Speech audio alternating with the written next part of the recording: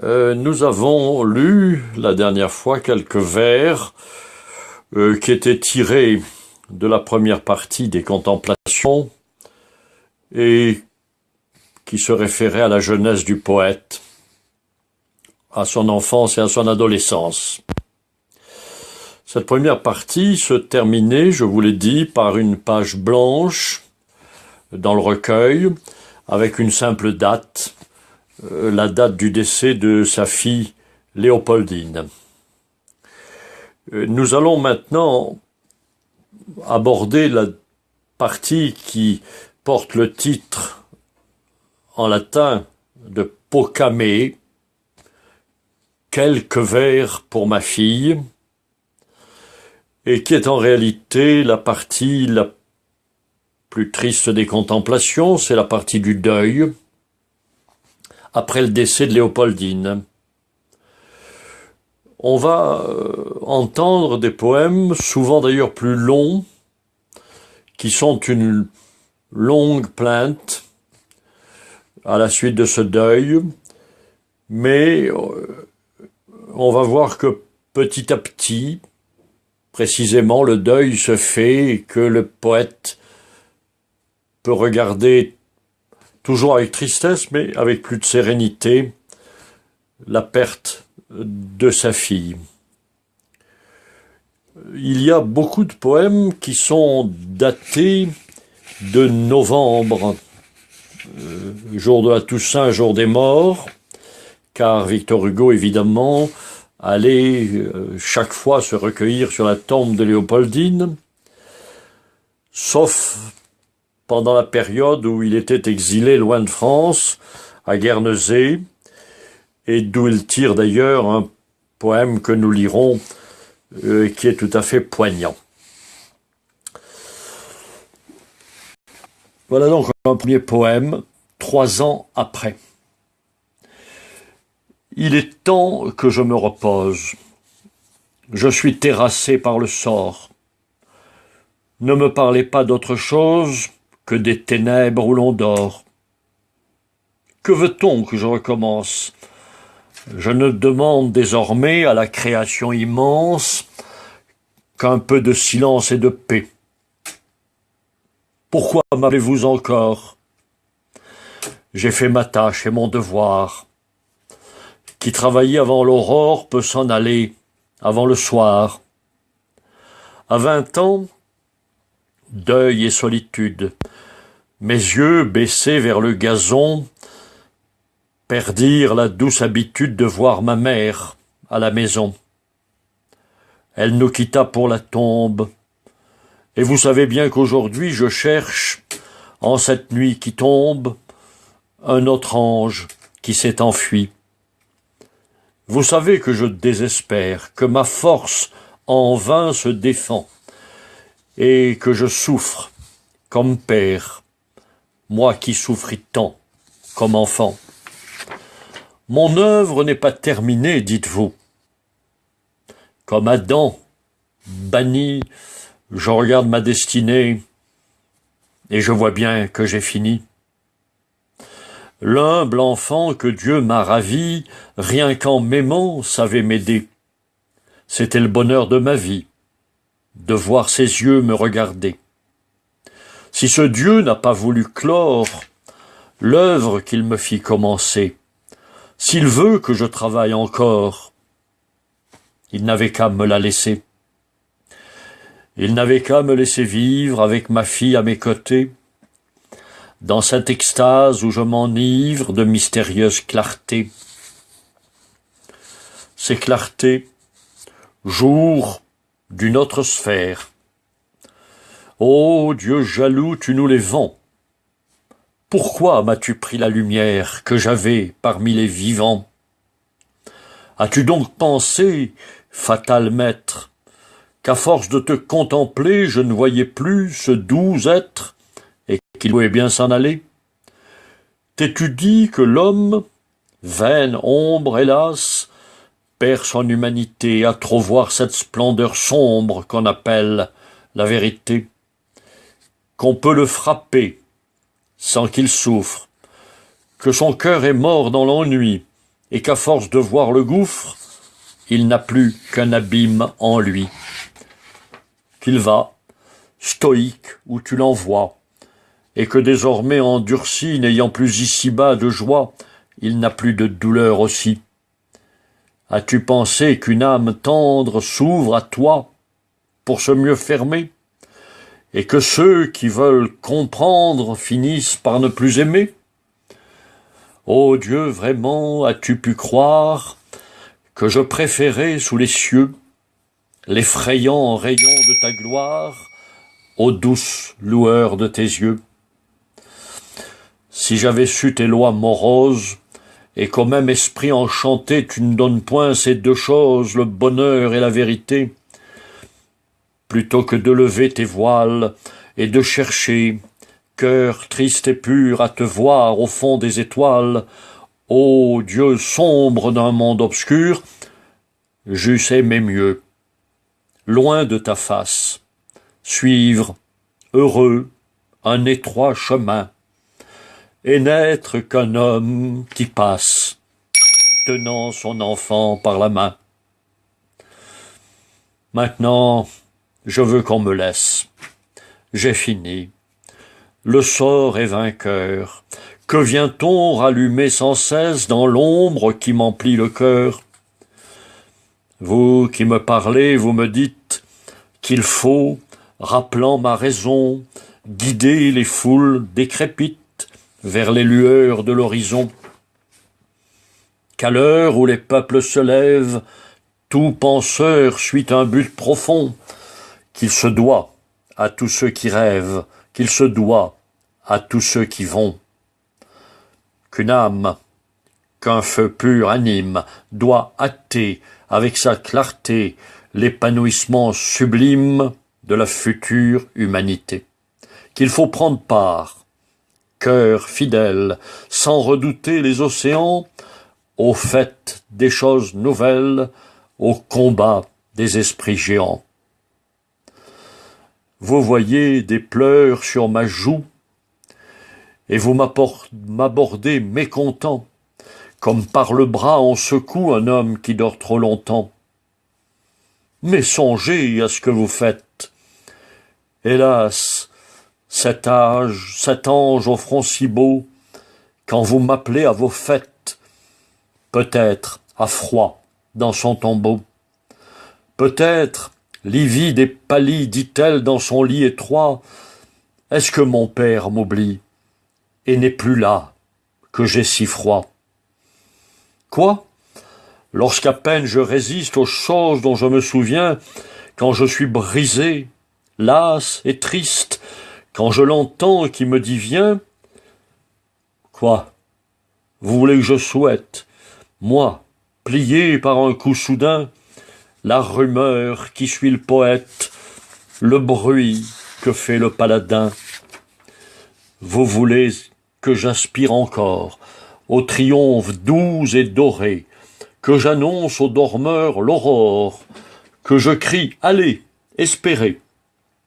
Vous voulez que dans la mêlée, je rentre ardent parmi les forts, les yeux à la voûte étoilée. Oh, l'herbe épaisse, où sont les morts? Novembre 1846.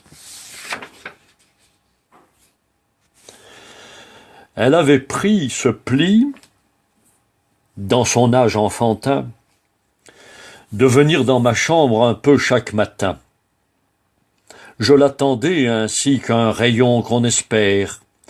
Elle entrait et disait « Bonjour, mon petit père ». Prenait ma plume, ouvrait mes livres, s'asseyait sur mon lit, dérangeait mes papiers et riait. Puis, soudain s'en allait comme un oiseau qui passe. Alors je reprenais la tête un peu moins lasse, mon œuvre interrompue.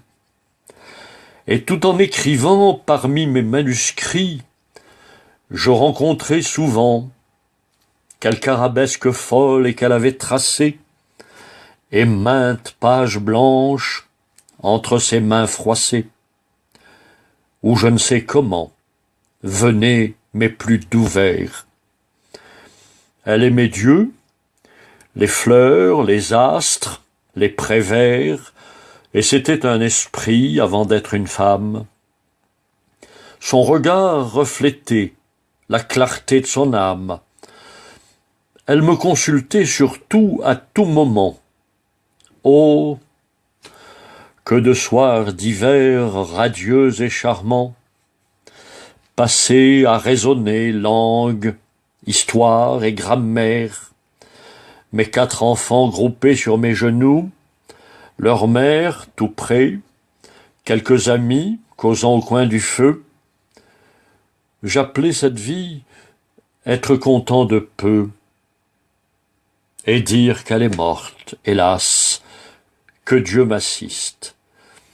Je n'étais jamais gai quand je la sentais triste. J'étais morne au milieu du bal le plus joyeux, si j'avais en partant vu quelque ombre en ses yeux. Novembre 1846, jour des morts. Quand nous habitions tous ensemble sur nos collines d'autrefois, où l'eau court, où le buisson tremble, dans la maison qui touche au bois, elle avait 10 ans et moi 30. J'étais pour elle l'univers. Oh, comme l'herbe est odorante, sous les arbres profonds et verts. Elle faisait mon sort prospère, mon travail léger, mon ciel bleu.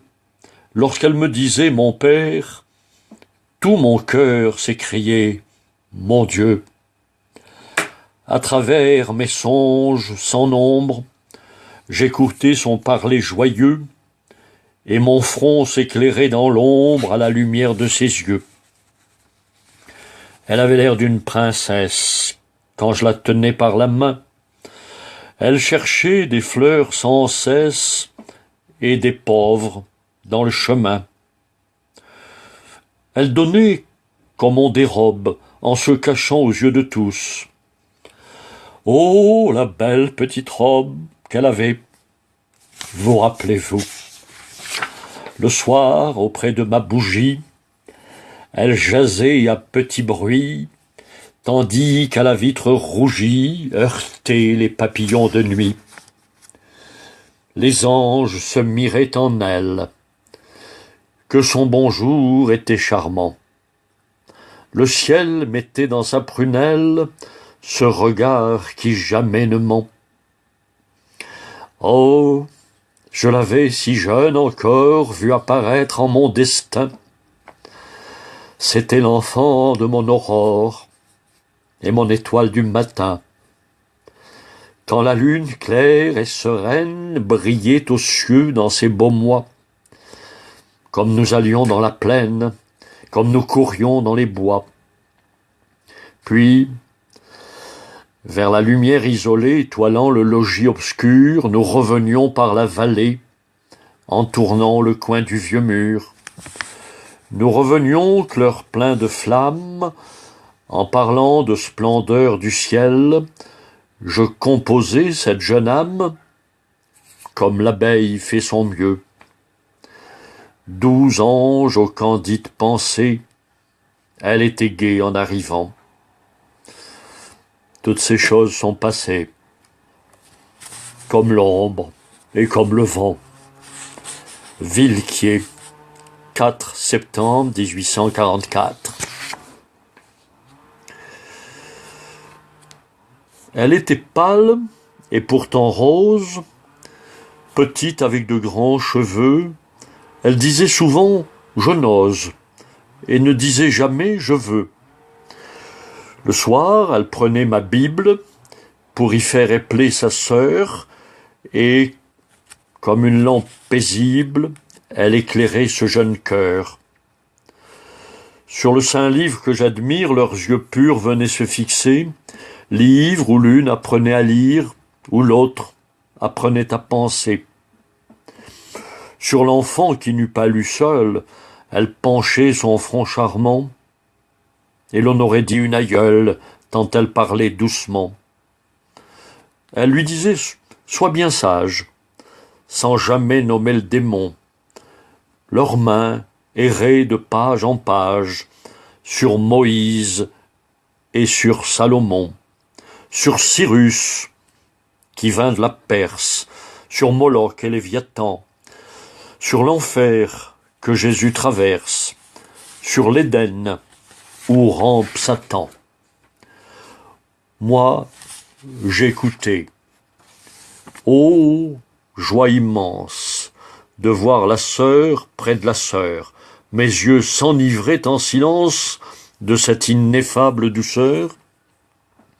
Et dans la chambre humble et déserte où nous sentions, cachés tous trois, entrer par la fenêtre ouverte, les souffles des nuits et des bois, tandis que dans le texte auguste, leur cœur, lisant avec ferveur, puisait le beau, le vrai, le juste. Il semblait à moi, rêveur, entendre chanter des louanges autour de nous, comme au saint lieu, et voir, sous les doigts de ces anges, tressaillir le livre de Dieu. Octobre 1846.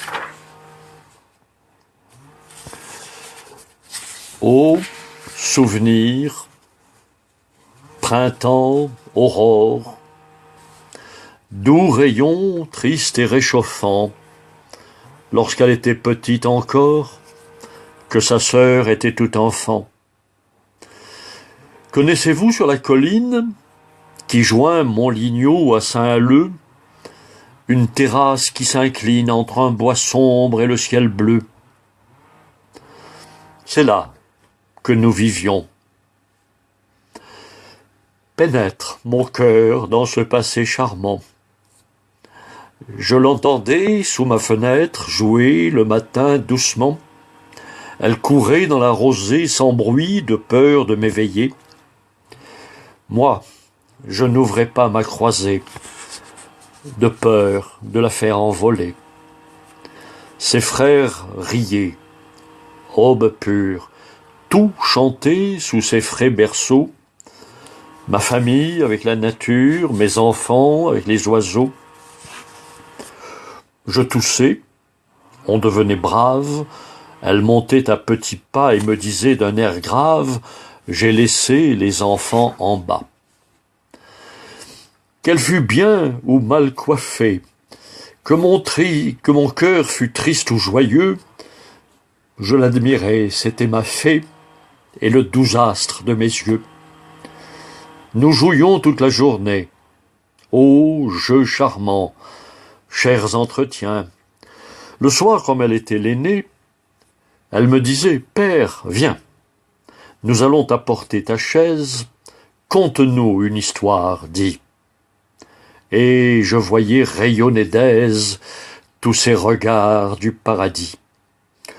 Alors, prodiguant les carnages, j'inventais un conte profond dont je trouvais les personnages parmi les ombres du plafond. Toujours ces quatre douces têtes riaient comme à cet âge on rit, de voir d'affreux géants très bêtes, vaincus par des nains pleins d'esprit. J'étais l'Arioste et l'Homère d'un poète éclos d'un seul jet. Pendant que je parlais, leur mère les regardait rire et songer. Leur aïeul qui lisait dans l'ombre, sur eux parfois levait les yeux. Et moi, par la fenêtre sombre, j'entrevoyais un coin des cieux. Villequier, 4 septembre 1846. Et pour terminer cette partie, un poème que chacun a lu et entendu. Demain, dès l'aube, à l'heure où blanchit la campagne, je partirai. Vois-tu, je sais que tu m'attends. J'irai par la forêt, j'irai par la montagne, je ne puis demeurer loin de toi plus longtemps. Je marcherai les yeux fixés sur mes pensées, sans rien voir au dehors, sans entendre aucun bruit, seul, inconnu, le dos courbé, les mains croisées, triste, et le jour, pour moi, sera comme la nuit. Je ne regarderai ni l'or du soir qui tombe, ni les voiles au loin, descendant vers Harfleur, et quand j'arriverai, je mettrai sur ta tombe un bouquet de houverts et de bruyères en fleurs. 3 septembre 1847. Et nous reprendrons quelques poèmes de Paul Caméé dans une prochaine vidéo. Merci.